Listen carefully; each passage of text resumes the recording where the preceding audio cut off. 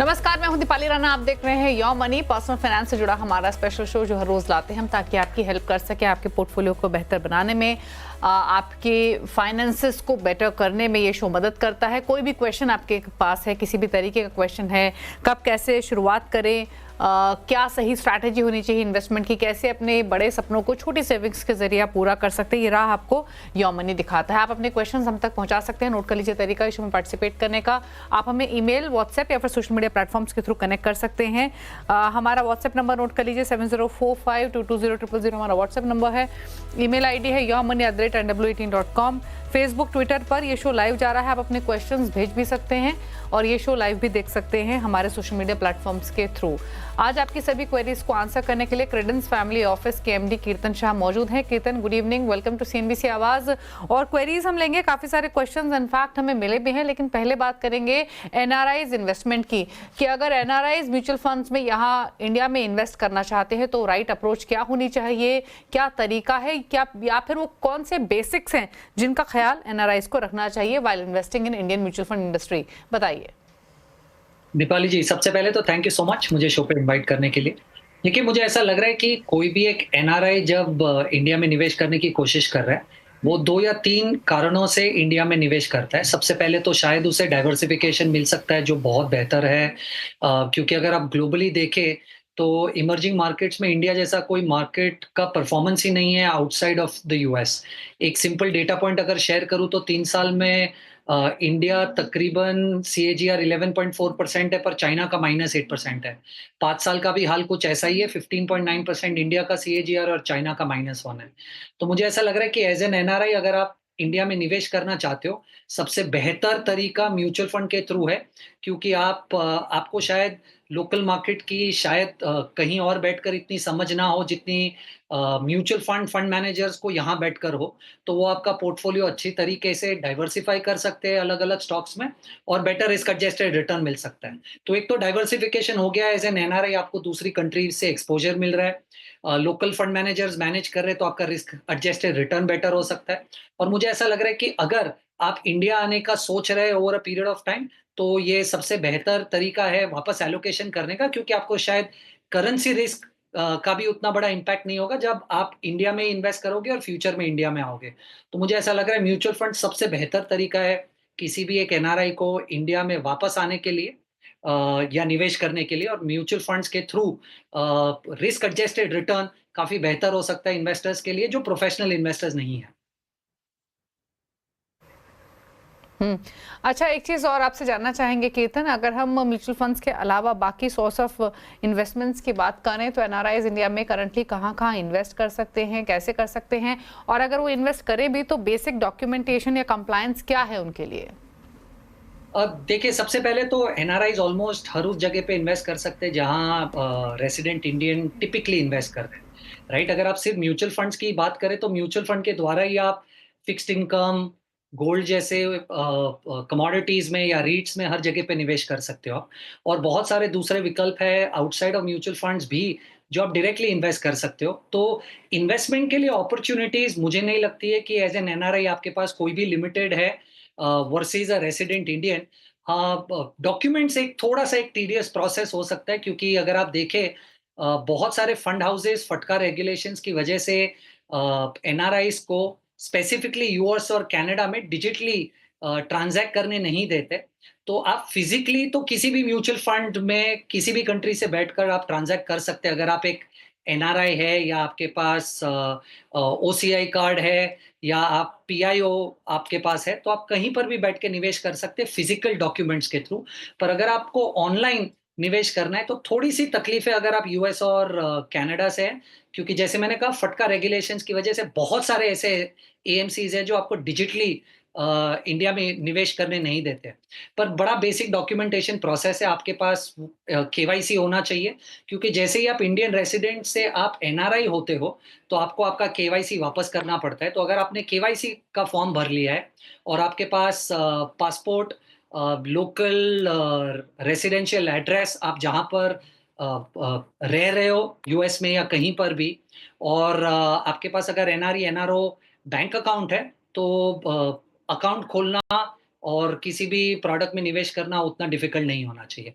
जैसे मैंने कहा थोड़ा-सा मुश्किल है यूएस और कनाडा इन्वेस्टर्स के लिए, क्योंकि हर एएमसी या हर म्यूचुअल फंड कंपनी उनके इन्वेस्टमेंट्स को नहीं लेती है डिजिटली। आपको फिजिकली करना पड़ेगा बहुत सारी एएमसीज़ में।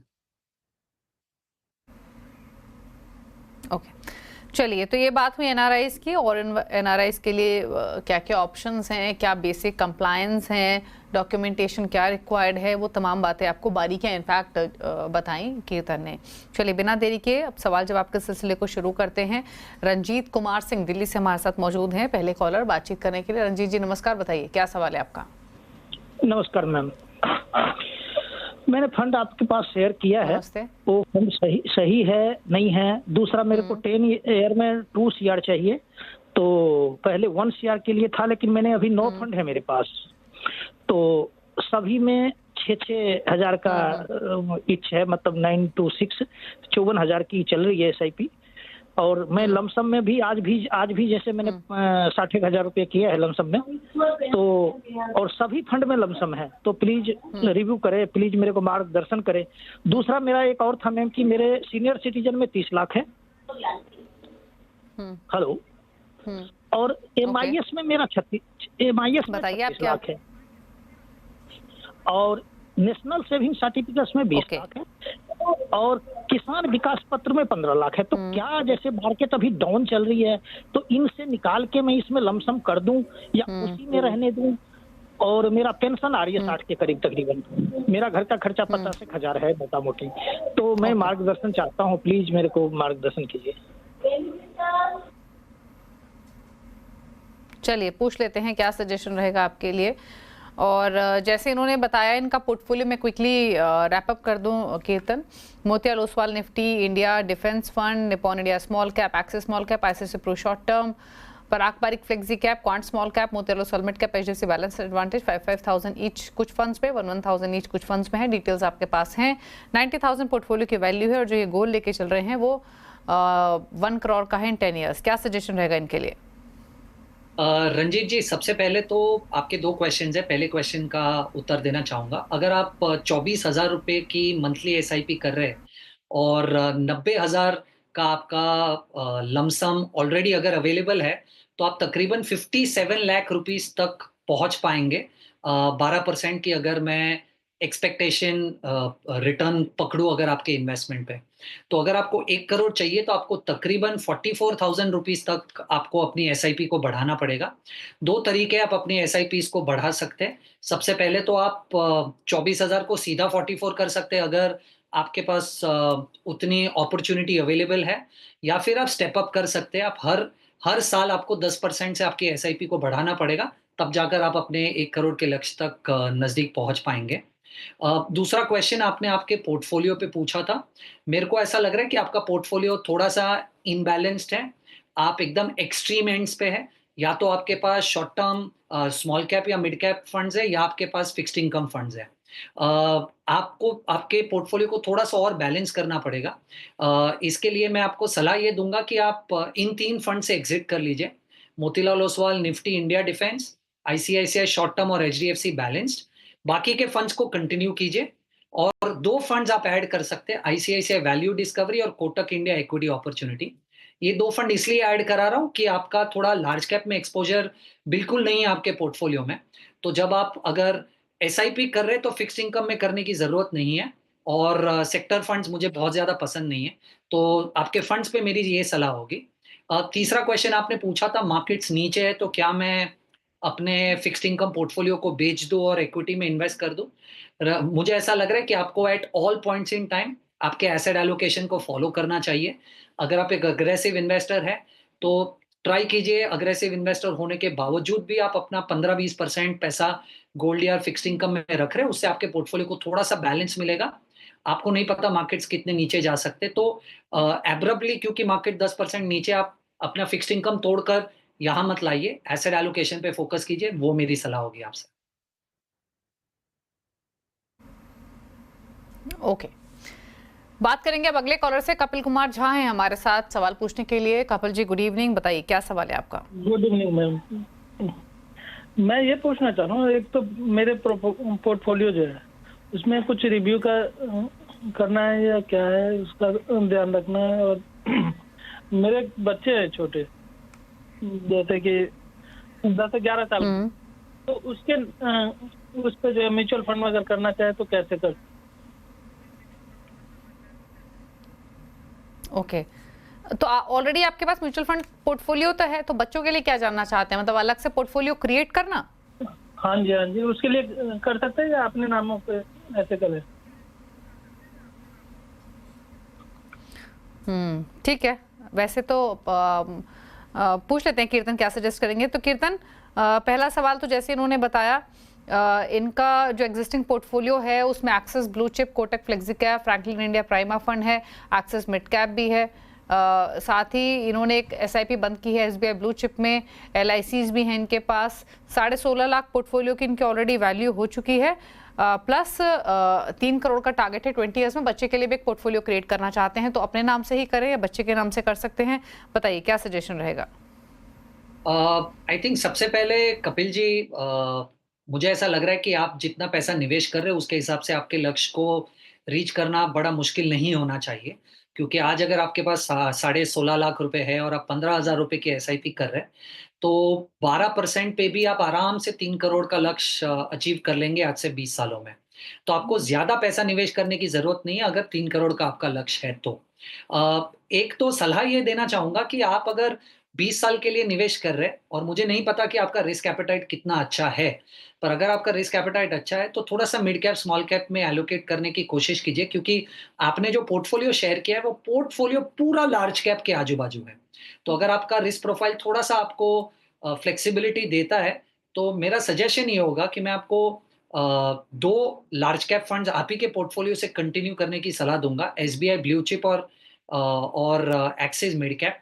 ये 2 फंड्स आपके पोर्टफोलियो से कंटिन्यू कीजिए, और कोटक इक्विटी अपॉर्चुनिटी और निप्पॉन स्मॉल कैप, ये 2 फंड्स को ऐड कीजिए। ये 4 फंड के पोर्टफोलियो से होगा ये कि आपका diversification across large cap, mid cap, small cap समान हो जाएगा, क्योंकि 20 साल का समय है आपके पास। मुझे ऐसा लग रहा है काफी अच्छा समय है। अगर आपका रिस्क प्रोफाइल आपको सपोर्ट करता है तो डेफिनेटली लार्ज कैप जो आपका पूरा 80 से 100% पोर्टफोलियो, उसको थोड़ा सा डाइवर्सिफाई करके मैंने सलाह दी है वैसे कीजिए। अब देखिए, कोई फ़र्क नहीं पड़ता है आप अपने नाम पे इन्वेस्ट कीजिए या बच्चों के नाम पे कीजिए। तो आपको जो ज़्यादा कंफर्टेबल लगे, आप उस तरीके से इस पैसे को निवेश कर सकते हैं। ज़रूरी नहीं है कि आपको बच्चों के नाम पे इन्वेस्ट करना पड़ेगा कि ये पैसा उनको मिले। आप अपने नाम पे भी इन्वेस्टमेंट कंटिन्यू कर सकते हैं। पर अगर आप कोई स्पेसिफिक रीज़न की वजह से बच्चों के नाम पे करना चाहते हैं, तो वो बिल्कुल गलत नहीं है। आपके पास सिर्फ़ बच्चे के पास पैन कार्ड और बैंक अकाउंट होना चाहिए, और आप ये सेम प्रोसीजर यूज करके बच्चों के नाम पे भी ये इन्वेस्टमेंट्स कर सकते हैं। ओके, अनुपम पांडे से बातचीत करेंगे, लखनऊ से हमारे साथ कनेक्टेड हैं। अनुपम जी नमस्कार, पूछिए सवाल। हाँ, दीपाली जी नमस्कार, कीर्तन जी नमस्कार।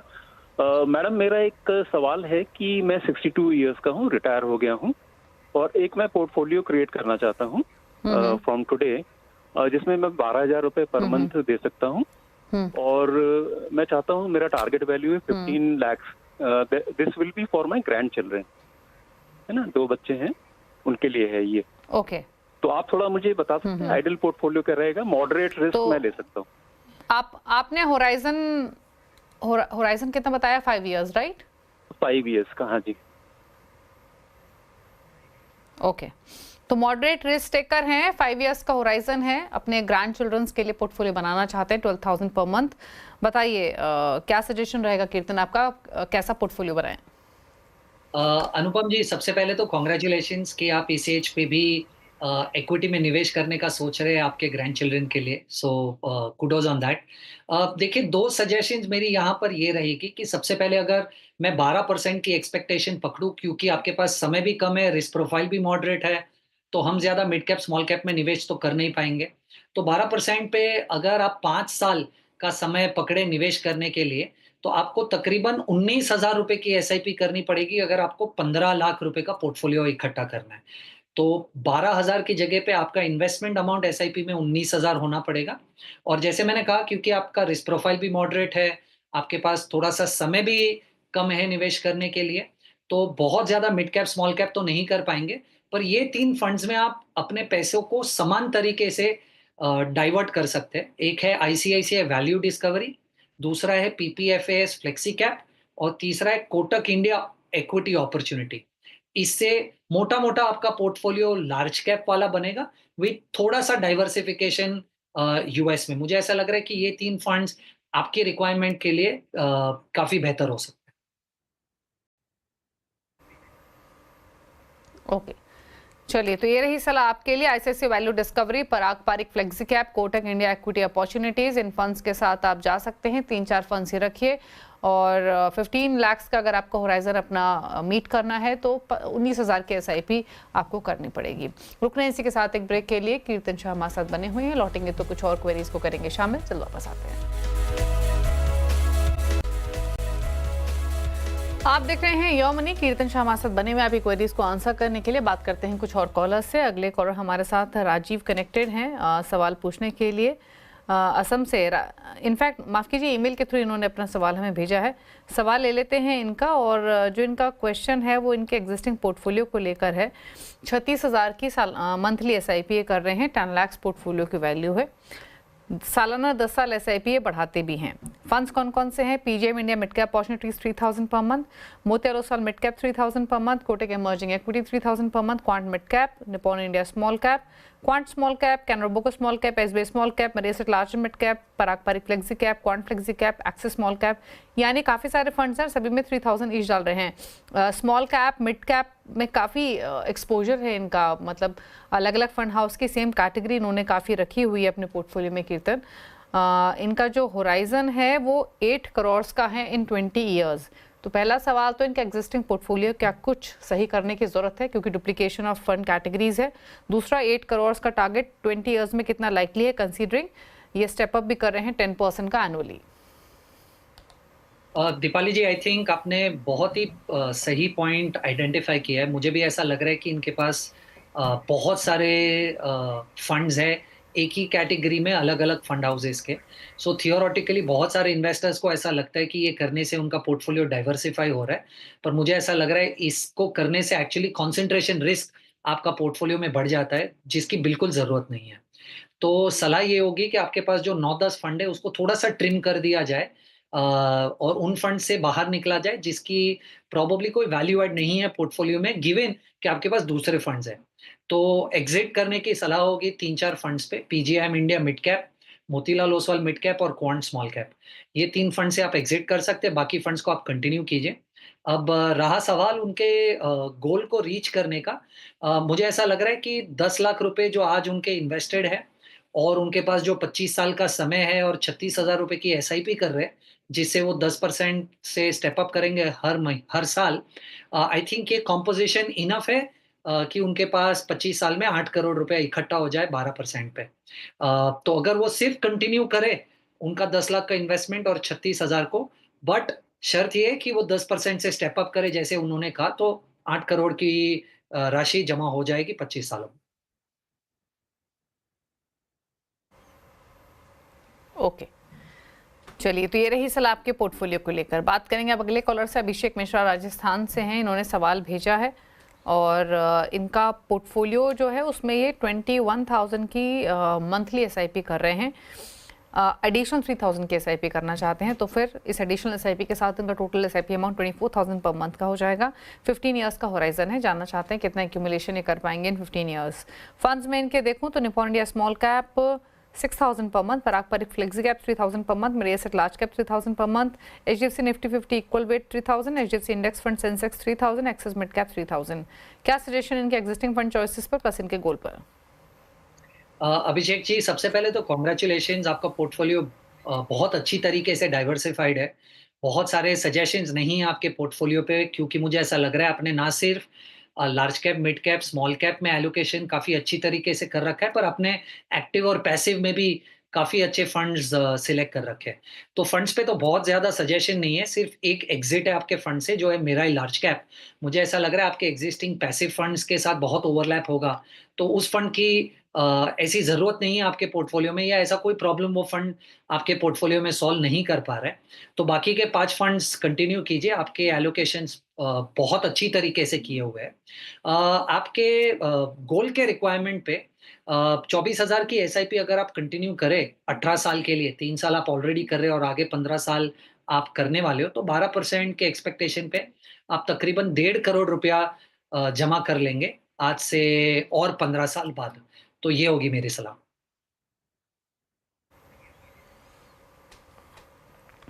ओके, चलिए, तो आपका पोर्टफोलियो वेल डाइवर्सिफाइड है। ओवरलैपिंग से बचने के लिए एक सजेशन आपको दिया गया है मेरे लार्ज कैप से निकलने की। बाकी आपके एग्जिस्टिंग फंड सही है, इन्हीं में आप एक्सपोजर बढ़ा सकते हैं। रही बात आपके गोल की, तो 15 ईयर्स में आप 1.5 करोड़ के आसपास की राशि इकट्ठा कर सकेंगे, ये एक अंदाज़ा लगाया जा सकता है एग्जिस्टिंग रिटर्न्स के हिसाब से। चलिए, अब पूछ लेते हैं टॉप 4 फंड्स कीर्तन के, यानी वो फंड चॉइसेस जो कीर्तन की पसंदीदा चॉइसेस हैं, और इन चॉइसेस के साथ आप एक कंप्लीट पोर्टफोलियो क्रिएट कर सकते हैं लॉन्ग टर्म के हिसाब से। कौन कौन से फंड्स चुने हैं आपने पोर्टफोलियो क्रिएशन के हिसाब से कीर्तन? दीपाली जी, मुझे ऐसा लग रहा है कि अगर किसी भी इन्वेस्टर के पास तकरीबन 7-8 साल का इन्वेस्टमेंट होराइजन है, तो वो अपना पैसा equally ICICI value discovery, PPFS flexi cap, Kotak India equity opportunity और टाटा स्मॉल कैप, अगर इन 4 फंड्स में इक्वली डिवाइड कर दे, तो मुझे ऐसा लग रहा है कि उनको लार्ज मिड स्मॉल तीनों में डाइवर्सिफिकेशन मिल जाएगा, और मोमेंटम, ग्रोथ और वैल्यू तीनों स्टाइल में भी डाइवर्सिफिकेशन मिल जाएगा। ये बहुत बेहतरीन पोर्टफोलियो बन सकता है अगर आपके पास 7 से 8 साल का इन्वेस्टमेंट होराइजन है और आपका रिस्क एपेटाइट थोड़ा सा मॉडरेट से ऊपर है। ओके, चलिए, तो ये रही सलाह आपके लिए। आप चारों फंड्स नोट कर लीजिए। मॉडरेट रिस्क प्रोफाइल के साथ आप इन फंड्स के साथ पोर्टफोलियो क्रिएट कर सकते हैं। ICICI value discovery, Kotak India equity opportunities, पारंपरिक फ्लेक्सी कैप और टाटा स्मॉल कैप, ये 4 फंड चॉइसेस जिनके साथ मिलाकर आप एक लॉन्ग टर्म विजन के साथ पोर्टफोलियो बना सकते हैं। थैंक यू कीर्तन, शो में आने के लिए, सभी क्वेरीज को आंसर करने के साथ साथ अपने टॉप 4 फंड्स शेयर करने के लिए थैंक यू। और इसी के साथ यो मनी में तो इतना ही। ब्रेक के उस पार भी खबरें जारी हैं CNBC आवाज पर। नमस्कार।